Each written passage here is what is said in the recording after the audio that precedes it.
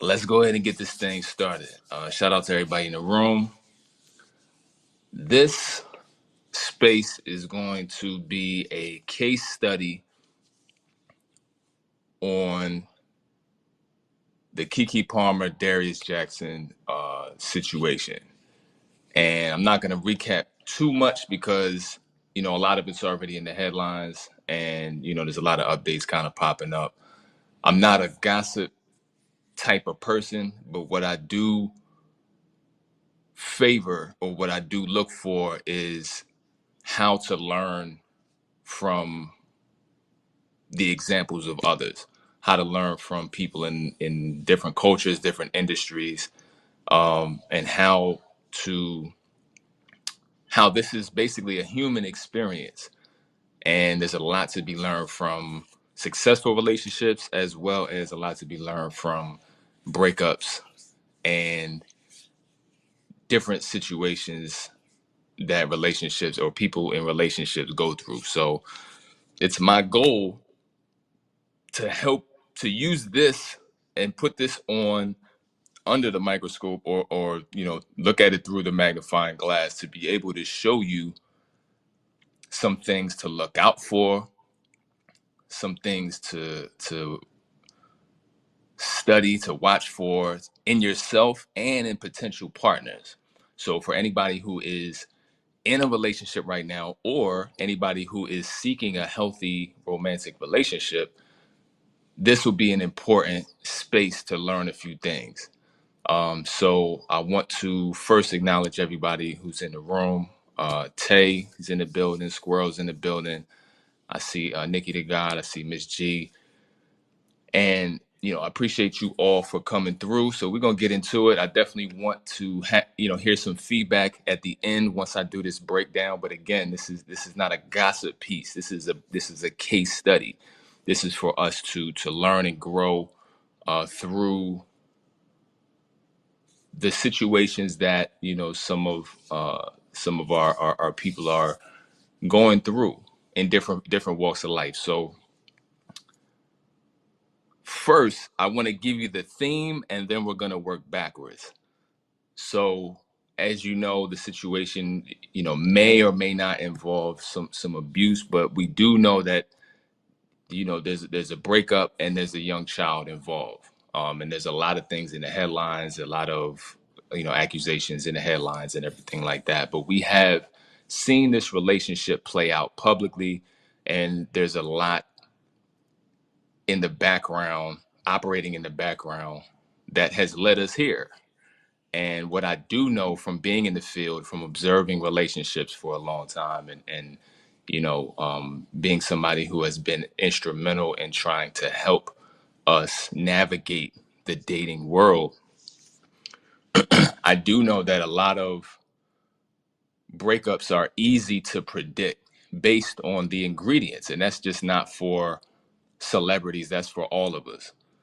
Our outcomes are very easy to predict based on the red flags we ignore in those that we choose, and the red flags and traumatic responses that we ignore within ourselves and that we do not work on healing. It's almost as predictable as chemistry experiments as far as these two combinations of elements will either create an explosion or they will mix and blend harmoniously. So the theme for this case study is going to be insecurity. It's going to be insecurity. And I'm going to show you what I've observed and sort of through some of the moves, especially with Keke Palmer, because we know more about her than we know about her boyfriend. Because she's been in the public eye for quite some time, being a child star, etc. And so I definitely want to dig into some of the things that I've observed with her over the past few days. So insecurity is the theme. Insecurity can manifest itself in a lot of ways. So let's start with her history, right? And feel free as I'm going through to check out the Jumbotron. I did do a blog piece with my analysis on there if you want to check that out, and in your own time, as well as the link for my free webinar next Tuesday. I'm going to be talking about the keys to healing Black trauma. So if that's something that you're interested in, definitely click those links and register. It's going to be something powerful. So with that said, if you look at Keke Palmer's history, right? Let's start at the beginning. So she has been in the industry for quite some time. She's been, what could be regarded as a child star, has a lot of different roles, whether that's in different films. I know she has a past credits with Nickelodeon and things like that.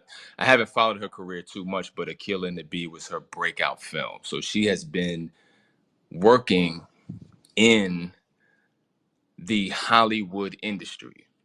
Now, what does the Hollywood industry entail, especially for a child or a child actress? Well, as we already know, or some of you may not know, the Hollywood industry is very much a harsh industry. It's something that you have to have tough skin to maneuver through. You're going to get a lot of no's, a lot of rejection. You're going to be judged on certain features, physical aesthetics, right? You're going to be judged on a lot of different things based on maybe your appearance. And also, one thing that she has publicly said is that she has always felt hurt uh, by the fact, or affected, I should say, by the fact that it's a male-dominated industry. So not only is there a lot of cuts and scars that can be obtained to your self-esteem by being a child and maneuvering through this industry, but a lot of it can come from males, which, as we know, uh, when it comes to women and men's opinions on how they look, it can be a very powerful phenomenon, especially coming up as a young Black girl. So I get that. And so this is a lot of this is coming from her own mouth as far as her being affected. I'm not sure as far as if she has had a father present. I've seen her mom kind of pop in through different videos and things like that. But if she, and somebody can correct me if they know more, but if her father was not in play as a support, that could play into what we're looking at now. So let's start. So starting there, we already see damage to self-esteem, hits at your self-esteem, because as a child, you're still developing your self-esteem, right? And so, if you have a lot of difficulty, or you're being told about more flaws than being supported for self and building your self-esteem, that can be pretty troublesome, and that can create wounds, right? So now let's fast forward. So in her dating history, what I did find was that, she was quoted as saying, in the interest, and I'm paraphrasing, but in the interest of keeping my relationships private, the best way to do that is not to date someone in my industry. But almost in looking at her dating history, the majority of her exes are pretty much in her industry, because she does music as well. So whether music or acting, almost all, if not all, of her exes are part of those industries. She dated a music producer. She dated one of the New Boys, which was a rap group. She dated Ty Dolla $ign at one point. Right now, this is just based on independent research. But another thing I noticed is that the people that Quincy Brown as well. And another thing that I noticed is that they listed these people as being part of her dating past, but none of them publicly claimed to date her. And I think that's another piece to look at too, right? So if you have this young girl trying to navigate through the industry, getting a lot of rejections, maybe fighting behind the scenes for each role, and struggling for validation, struggling for acceptance, and then growing into dating age, and then having these Hollywood short-lived relationships with people who weren't claiming to be in a relationship with her, and keeping things very much short term. It can re-traumatize or reactivate the self-esteem damage. So it can put someone in a space where, damn, I'm fighting for validation every day on the career side. Now when I'm dating, I'm catching the same thing. Nobody's claiming me. The relationships are a few months here, a few months there, right? Everybody's trying to keep it low. What's wrong with me, right? And I want you to follow me, because I'm gonna hit on something real. So this is the growing mindset, right? So I took you from childhood up into dating age, right? So now she, relationship after relationship, fling after fling, it's all short lived, no security involved, right? No security involved in these relationships. Nobody's sticking around, no long-term love to speak of, right? And what does the Hollywood game look like?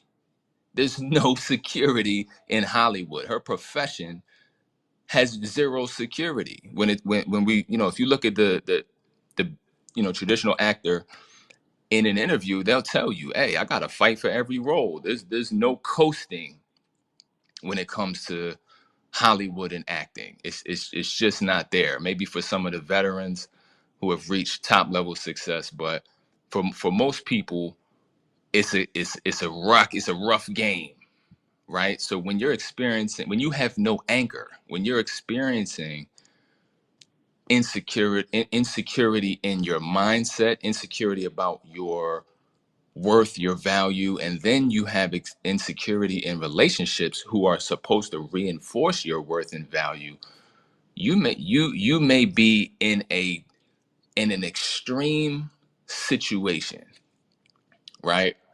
From a mental health standpoint, you may be in an extreme situation because you are lacking security. So what does that fear of insecurity do? It causes you to have a need to gain control, right? When you are free falling, you have no secure attachments other than mom. And I think they're, you know, shout out to FB Empress. She had a space prior to this one talking about the mother-daughter relationship. I missed most of it, but I definitely hope there's a part two, because there's a lot of psychological dynamics in that regard. But if she had a mom who was always defending her, which is not a bad trait, but always defending her, but not helping her to get the support she needs to grow in the areas she's wounded by, if there was no father in the home, etc.,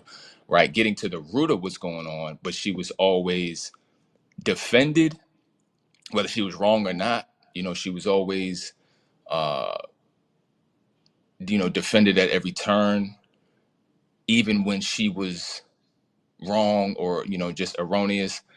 Those are the seeds of a narcissistic personality, right? There's a couple things that can grow a narcissist. I don't want to go too far with it, but one is a neglectful relationship that can cause a narcissist, but also when you have somebody who you don't see them, but you defend all of their actions without checking them, without,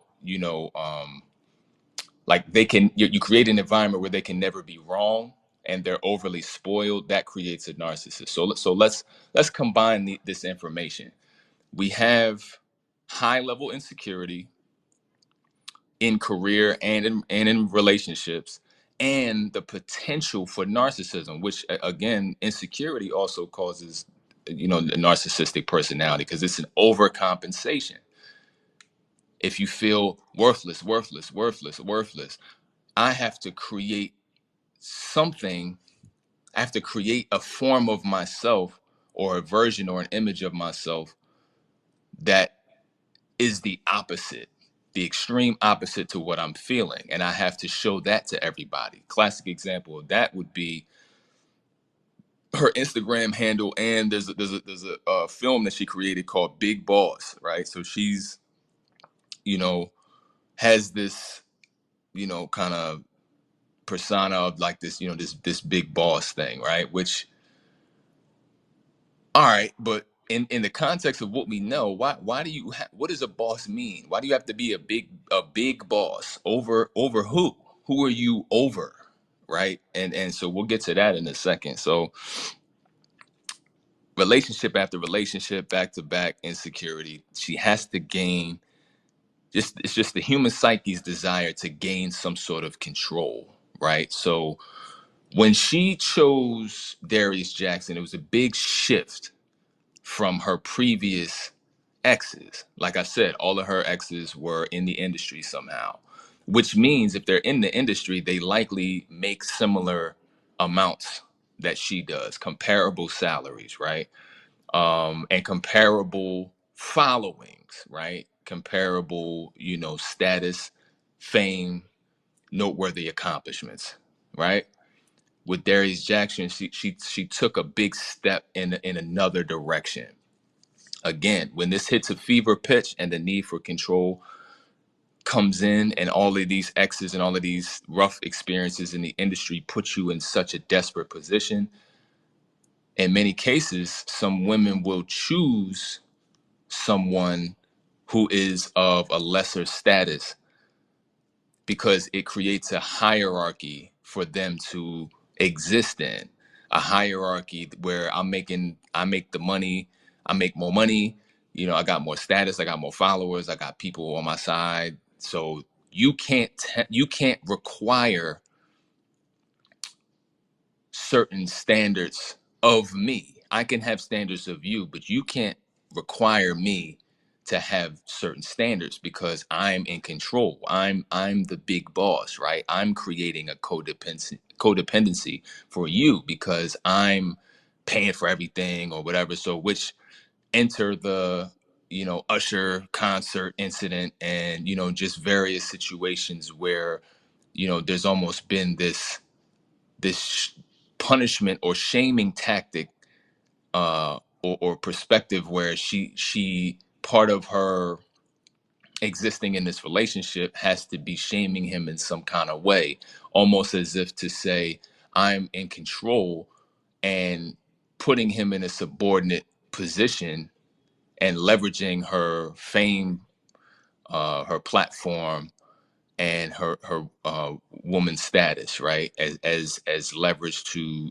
suppress this individual, and to not be cooperative in a relationship, right? Now, let's look at what this actually is. How did we go from being insecure, being maybe at times a victim of just harsh criticism in the industry, and being rejected, being ignored as far as her talents, and you're trying hard, you're striving hard, and but you're getting beat up through the industry and this male dominated industry? How did you go from that underdog story to now you're in a mode, or in a position where you're suppressing another individual, you're shaming, you're punishing another individual, and in many circles they would say you're abusing this person, and trying to emotionally abuse this individual that you chose to be with, right? There's an explanation. There's a defense mechanism called identifying with the aggressor, right? So we know defense mechanisms. Some of the basic ones are denial, intellectualization, right? You may know people who have gone through trauma, but then they've like found ways of intellectualizing it so they don't have to deal with it. Some people talk a lot to hide certain things. There's emotional numbness. There's all types of different defense mechanisms, right? So defense mechanisms are designed to guard your mind from being shocked by trauma. And it's ways of like channeling the trauma into passive aggression or, other behaviors. Identifying with the aggressor is a defense mechanism usually seen with bullies, right? So there's all types of kids in school. Well, if the bully type is usually created by an abusive father figure. So identifying with the aggressor plays out like this. If you're a kid and your dad or stepdad physically abuses you, right? Your way of trying to control for that,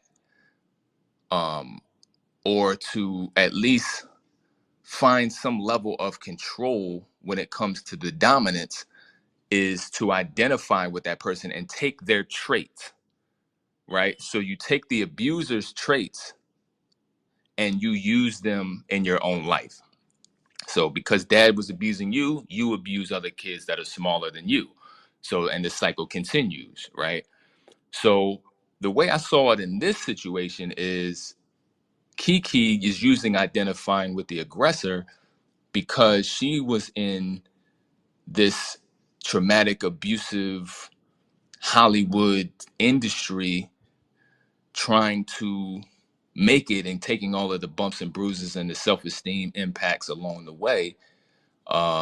And also going through these different relationships where she had no control whatsoever, because she couldn't leverage her fame and money against her exes because all of her exes are established in the industry in some kind of way.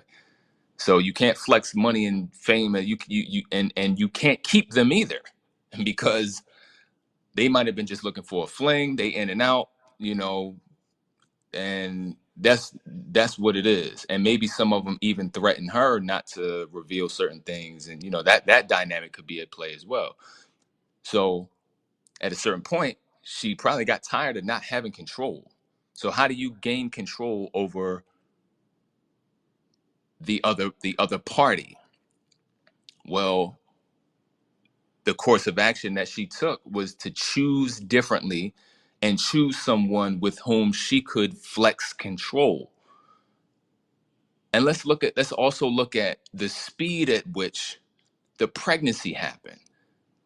I researched it. She announced the relationship in like 2021, and the pregnancy, she was pregnant in like the next year or something like that. It was like a matter of months between announcing the relationship and announcing the pregnancy, right?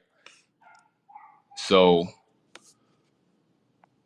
we got to understand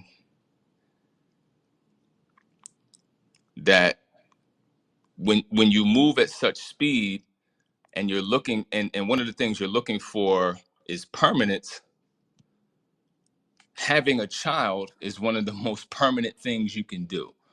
And if you're looking for control and you are a mother, chances are if you have a child, you will be the one mostly in control, if that makes sense. So really what we're looking at in this type of situation is the insatiable need for control and dominance. It's not a love situation. And that's another thing too we have to really look at, is that in a situation like this, a lot of times we look at a quote relationship and say, okay, they must love each other. Now mind you, today maybe many of you don't even feel like that, but especially in celebrity relationships. But one thing we have to know is that this dynamic isn't just in celebrities. This dynamic happens all across the board. And we see it all too often, where this whole, instead of I'm not going to be hurt anymore, but the only way to not hurt anymore is to be the one who hurts the other person, to be the dominant figure, to become what I hated for those years. And that's pretty much what we're looking at here. And unfortunately, there's a young child hanging in the balance. I see you, Omari. I'm gonna definitely get you in here. I want your perspective. Um, there's a young child hanging in the balance, and it's something that is all too unfortunate. But you see how the mentality and the unhealed trauma. I put out a tweet earlier that said the trauma you ignore will choose your next relationship. So you may think that you're choosing a partner based on, this feels right, I like this person, I feel like I've known them all my life, right? You may have all of these different feelings awakening within you, but it quite possibly could be the trauma that has been left to fester over time. And it may be an overcompensation for a lot of that trauma that you've gone through. So feel free to come up, feel free to request, if you want to drop your input. Let's hear it. Amari, what you got? Thank you for acknowledging me. I just had a question, and wondering if you agree with this. Would you say that she and people like her, necessarily male or female, necessarily when they've been previously neglected or abused in relationships, or they perceive that they've been neglected or belittled in relationships, do you think they unconsciously have to develop a mutually codependent relationship? Like, would you say that she needed him to need her and want her and put her in a pedestal before any of this could go down? The same similar situation with Will Smith and Jada. Like they need, or Kanye West and Kim Kardashian. Like they need people who will who will give them that attention first and foremost. So in that sense, would you say it's a mutually codependent relationship? Not saying that the power exchange is equal. Obviously, someone is still holding the power, but it's similar. Some people theorize that a master-slave relationship is just as, it's equally codependent, because the master needs the slave to function or to do their bidding. They can't. In that sense, they're just as dependent as the slave. What do you make of that? And do you think that applies to the Keke situation? Yeah, great sentiment there for sure. There's, and I'll definitely speak on that. Um there's always the two sides, and both equally need the role that they've been placed in. And so one thing I always talk about is, trauma usually creates overgivers and overtakers. So trauma usually creates these two dynamics where it may seem like a really toxic situation, but it's perfect in the sense of connectivity. If you have somebody who is maneuvering through life with an insatiable need to give, even to their own detriment when it comes to relationships, to give and to rescue, and then you have somebody whose trauma has caused them to be an overtaker, where they have this need to manipulate, drain resources, create this hierarchy of, dominance, and not connectivity, no vulnerability, just dominance, right? And threatening and creating this subordinate relationship. They both, in those extremes, they both need each other, which makes them so volatile, because nobody's usually willing to leave because they don't recognize why they need this other person, right? And then so, when years of time happen and babies happen, and all of these things that make it harder and harder to separate, things get more and more volatile, because although you're drawn, and it's just something basic for the room, like, although This space was downloaded via spacesdown.com. Visit to download your spaces today. you're drawn to somebody, that doesn't mean that it's going to be something that is helpful or positive to you, just because you're drawn to it. And a lot of times these relationships, like, even though Keke is at a point where she may feel based on fear, she feels like she needs to have someone to control, but then that goes against a woman's nature. And so she's dissatisfied with him at the same time, right? For not being someone who is making a certain amount or has a certain status, or even is, you know, battling back, and not physically, but just meaning pushing back against some of the delusions, right? So the fact that he's not doing that and he's sitting there kind of mostly enduring a lot of her behavior means that she's linked to him out of a desperate need and a basic sense of fear, but also she has a disdain for him at the same time, which is why a lot of these relationships are based on faulty ground, and they're not built for any sort of permanence, because there's no healing is not prioritized. The reason the person is chosen is to be the healing mechanism. Like, so if you're choosing partners to heal yourself, what you're basically doing is choosing someone to reopen the wounds that you haven't healed yourself. So I always say you can't you can't heal old cuts with new knives. So it's what I mean by that is, like, you can't choose a new partner to heal old childhood wounds with. You can't use a boyfriend or a girlfriend as a band-aid or some Neosporin. It's not going to work. But what you will find is that the person, if that's the backdrop, fear and a need for somebody to heal you, to become your peace, what you will find is that you're going to end up a lot worse than when you started. You're going to end up a lot further from where you want to be, and you're ultimately putting yourself at a high risk. If I'm being absolutely honest, I look at relationships as a life or death situation. I'm very passionate about this subject, especially in our community, because it's a life or death situation. If you're dealing with extreme fear, you're dealing with trauma, unhealed trauma, you're dealing with just a lot of emotional pain and a lot of mental health issues and undiagnosed disorders, all different types of the energies, and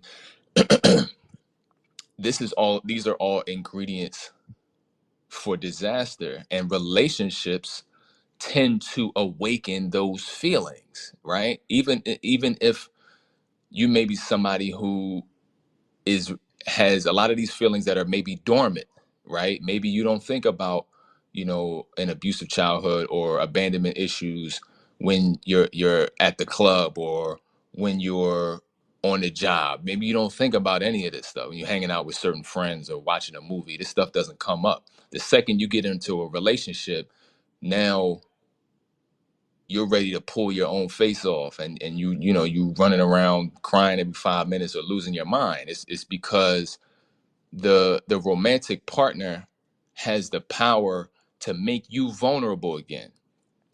Love is vulnerable. Love opens the vest and creates the vulnerability. So it's not something that you can um always protect yourself from. Like, when you're in a relationship, or when you're choosing based on these things, just like your vulnerability is opening up, the other person is feeling vulnerable as well. Now, what if you have somebody whose trauma response is to fight vulnerability, right?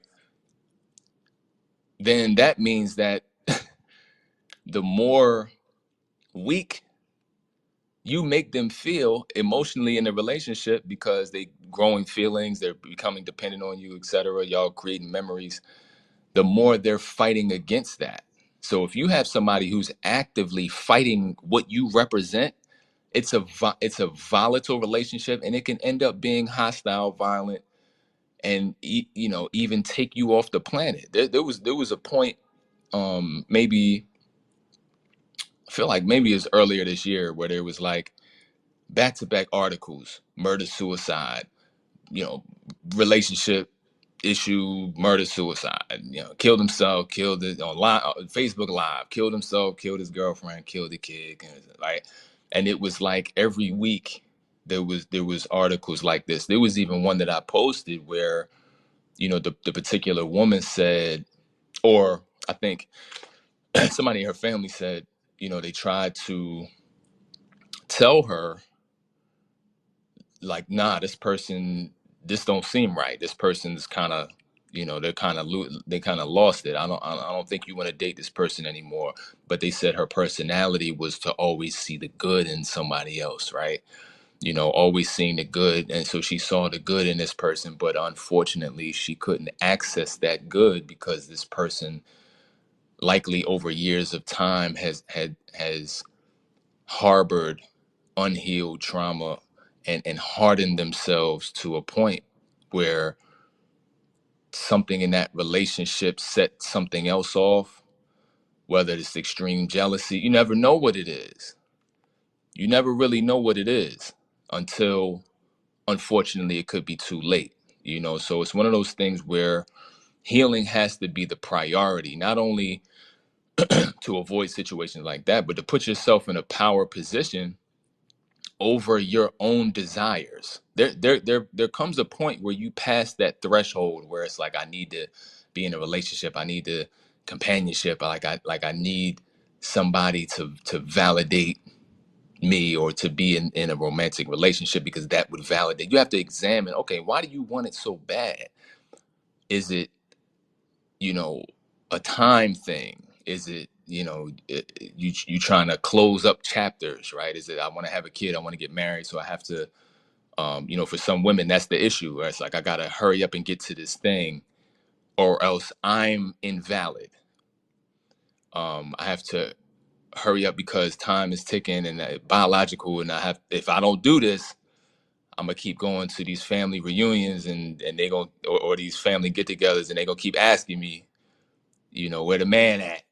So it's like, in order to avoid that, because I know a lot of women who have said this, that's why I'm kind of speaking in this way, but you know, so there's this need for that, or having a lot of failed relationships, or meeting a lot of similar types, and then getting into a mental space where it's like, I gotta find somebody to prove the last 10 years of my life wrong, or to erase all of the relationship failures in my past. I have to find something that that works. I have to make this work.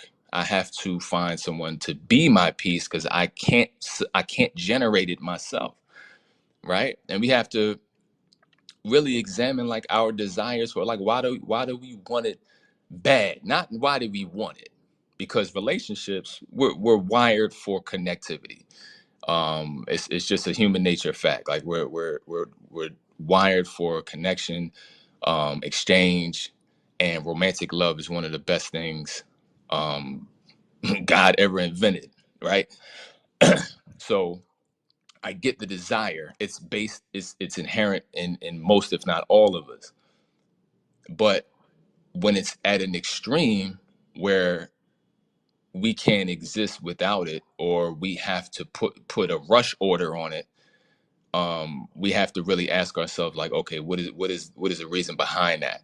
What are we running away from by running towards this individual? Because that answers the question as to, okay, why do certain people, or you may ask yourself this, like, why did I ignore the red flags? You was trying to bypass, you was putting a cheat code in, you was trying to bypass the process, because you knew subconsciously, if you were to hold this person accountable to those red flags, you couldn't have them. You would have to deny this person. If you really listed out all the things if you really put yourself in an unbiased observation of the people that you might date, right, or are attracted to, you would have to write off a certain amount of people and reject them. But if you desire that companionship so much, you don't want to see evidence that will cause you to have to reject that person. You don't want to see that. So that makes you, expedite the shipping, and you like, next day air, and you end up with a Keke situation where, months after going public with a relationship, months after meeting the person, you already, have a baby involved, and there's all of this drama, and you've been in the headlines 15 times, and it's like this whole roller coaster, this whole kamikaze of a relationship, because of this almost rush order mentality, as far as like, I have to get to that stage, and we have to do the tough things. The tough thing may be to focus on healing as opposed to dating at certain points, right? Because your results are going to show you whether you're ready or not,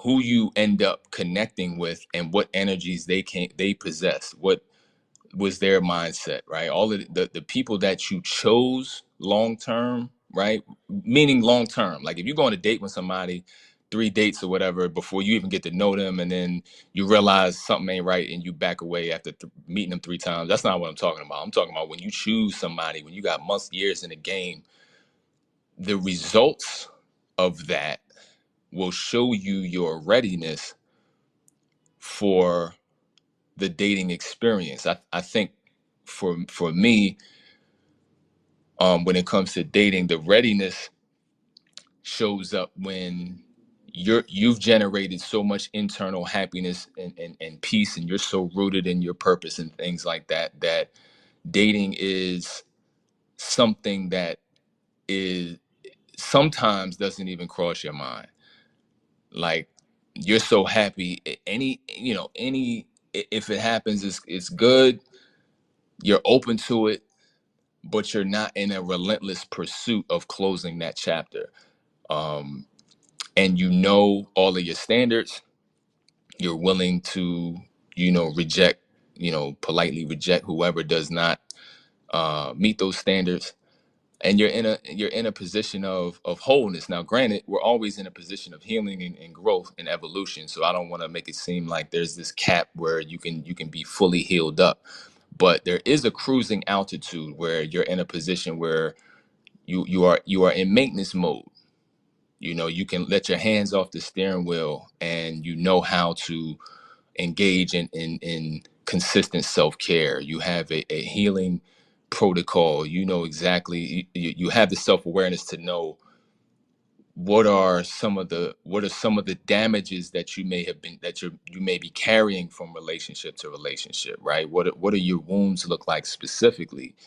What are you doing to counteract them, right? What fears are you working against, right? A lot of times there can be fear of accountability, fear of facing certain things from your past, etc. Like, it's so just know, if there's major fears operating in the background, there's some work to be done, because what you don't want to do is get into an extreme situation where you've been hurt so many times. Now you have to go heartless and choose men who, or vice versa, but we're talking women here, just as far as, choosing men who you can be in a position to dominate, because the satisfaction of that is not going to be long lasting, and it will create an unhealthy dynamic for both parties, because it's based in extremes, and it's based in a fear of the opposite extreme. So it's like, I don't, instead of me getting dominated or getting betrayed or this, that, and the third, I'm going to choose the lesser status individual who doesn't have as many resources, and who doesn't have an audience, so that when I say certain things, I can more easily feed my ego with the agreeance of my audience and followers. Because that's the other thing. When you're in a delusional space, that creates a need to recruit other members to your cause. The truth don't have to do that. The truth doesn't need 5 million people to agree with it. It just exists as it is, and it's strong enough as it is, and it can prove itself as it is. But when you have to create a dynamic where you're leveraging millions of people and potentially creating accusations that may or may not be exaggerated in order to shame another individual, and so you can kind of make yourself feel like you're right in what you're doing. It's all control, and the control is based on a deep-rooted insecurity. Now, on the opposite end, for him to be drawn to her, carries an insecurity as well. Why would a man choose someone who carries these particular traits, right? Is he seeing the good in her? Is he trying to save her? Does he have it written in his mind that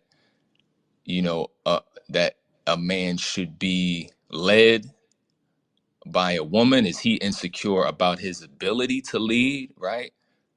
And so thus putting himself in a position to be led and carried and cared for, financially, and kind of encapsulated, in this bubble of resources and protection. Is that his, and is he willing to endure any and everything that comes with that? Because you can see him being pushed to the limit too. I think even after the Usher situation, I think I think they got back together after that, if I'm not mistaken. So that means that on some level he may think he is deserving of persecution, right? He is deserving of public shaming. um and maybe he is, he again is somebody who carries the same trait. I want y'all to take this home with you too. When And it's just a dynamic with males and females that I notice. Like, we carry trauma and express trauma differently. So that doesn't mean that we don't have the same dominant trait. So a man can have insecurity and a woman can have insecurity. They're both going to express it differently, right? That doesn't mean they're going to express it the same way. They're going to express it differently, right? And what I've noticed is, and not all the time, but one trend I've kind of noticed is that, with men, sometimes it may be evened out now, but traditionally, maybe in the past, the men's expression of childhood trauma, or abuse, not enduring abuse or whatever, is more offensive, right? So more, maybe narcissism, more threatening, more cheating, right? So action based. I feel insecure, so I'm gonna do something that you don't like, or do something to cause emotional pain or whatever. It goes both ways, but it used to be more so on this type of shift. And then with women, it's more of, they express trauma through endurance, right? I experience, this is quote unquote, experience trauma as a kid. So when it comes to women, the thought may be, I have to endure, my self-worth is low, so I have to endure cheating, I have to endure threats, I have to endure certain abuse, right? So that's how you get two different expressions from the same root. Two people having deep seated insecurity, it can make one person cheat. One thing that I've seen with this dynamic, where the the guy being lesser status, less money, and then the woman being more dominant on the financial side. One thing I've seen, or I've observed with men in that relationship, is that one way that they even the playing field is, they do a lot of cheating. So then that is their way of battling against the dominance, because now, okay, you might have more money, but I can cut you emotionally, right? And so, you know, there's scenarios like that where if the woman has more shine or is more, you know, in the public view, you know, a lot of times the man can do different things to try to balance that dynamic. And you know, it's bad either way, because there becomes this competition situation, um that, okay, why are we in a relationship if we're battling against each other's traumas? Like, what are we getting out of that if we have this punishment partner situation, or we're always at odds, or I'm always trying to one up you, or I'm trying to hurt you more than you hurt me last week. What exactly is that, right? And it's only a replay of the childhood environment, you know, that you grew up in. If it was very volatile in that sense, or you watched your parents do all of that, then you're gonna feel comfortable in those scenarios, although they make you uncomfortable, right? So it's not pleasurable, it's just familiar. And that's one part of human nature we all should be working against, is not having this need to be in the familiar all the time. Because again, if we look just strictly from a data standpoint, what's familiar probably hasn't worked yet. Like, what's familiar has been crashing and burning. And what's worse is that in relationships, it tends to gradually get worse. So, you know, this year, somebody you dated the person, you just might end up in a breakup. And then the next time the person cheats, then the next time the person is an alcoholic, then the next time the person is physically abusing you, right?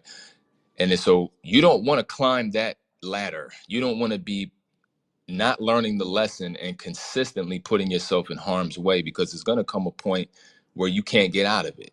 There's going to come a point of no return, where your trauma is consistently pulling unstable individuals towards you that you allow in. And then may not be a second act. There may not be a second chance. So it's something that's very, very much critical to focus on, and to gain like to gain a healing protocol to be consistent with. And so definitely, you know, up above, don't forget to join the webinar. Next Tuesday I'm doing, you know, it's free. We're going to talk about, you know, the keys, you know, to healing Black trauma, because there's a lot of layers to it, right? Especially with us, our dynamic is different. We don't exist in a vacuum. Our problems, and the things that we are maneuvering through, a lot of them are current and a lot of them are old and unanswered.